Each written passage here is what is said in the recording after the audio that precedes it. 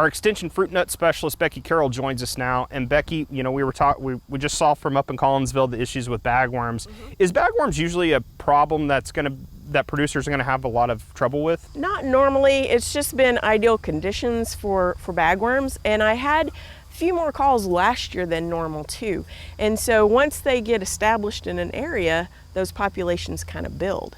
But a lot of our growers that are managing their crop annually for pecan net case bear, they don't see these problems unless the growers have lost their crop to freeze. They may not be spraying for pecan net case bear, and that's usually an application in late May or early June. And so that's the perfect timing for controlling bagworms as well. And they're using the same products that are going to control bagworms and webworms later into the season. The past 2 years we've had early fall freezes and late spring freezes, and so some of our growers have lost their crop, and so they haven't been spraying for pecan net case bear because there's no pecans on the tree. And so once you miss a couple of years, those populations may start to build. You know, you mentioned webworms in there, and you know that's more common, pests that we see, especially in pecan orchards. So you know, talk a little, just a quick update, kind of what are you seeing? What do you expect to see with webworms? Webworms normally are just a nuisance, and pecan growers don't like to see them in their trees, just like homeowners don't like to have them in their trees because they're ugly. Normally they'll just feed in one area. They don't expand out past that webbing, but it's just going to eat that one section. Now some years, not this year particularly, but in sometimes in maybe the southeastern part of the state, we've had outbreaks where it's defoliated trees.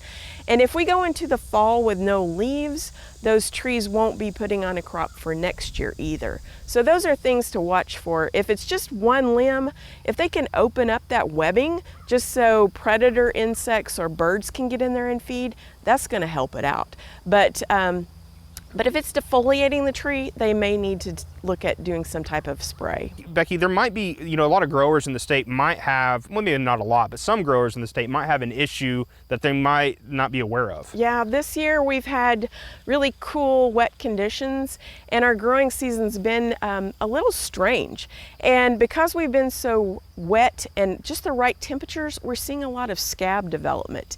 And just looking at the scab advisory model on Mesonet a couple of weeks ago, it was pretty much statewide, except for the Panhandle, had almost 100 scab hours. And some of our varieties only require about 10 hours before they start to see scab infections. And pecan scab is a disease that when it affects the leaves, you're gonna see spots on those leaves. And then at the time that the nut is enlarging, you'll start to see some of these spots show up on the shucks. And if it gets bad enough, these will not size properly, and then they may drop off if it's completely covered, or they may not open properly at harvest time. Shifting gears, the last time we talked to you was in that October freeze. When that happened, we were actually talking to you when it was actually happening. Yes. But then, in February, we got, the winter storm of the century, it felt like.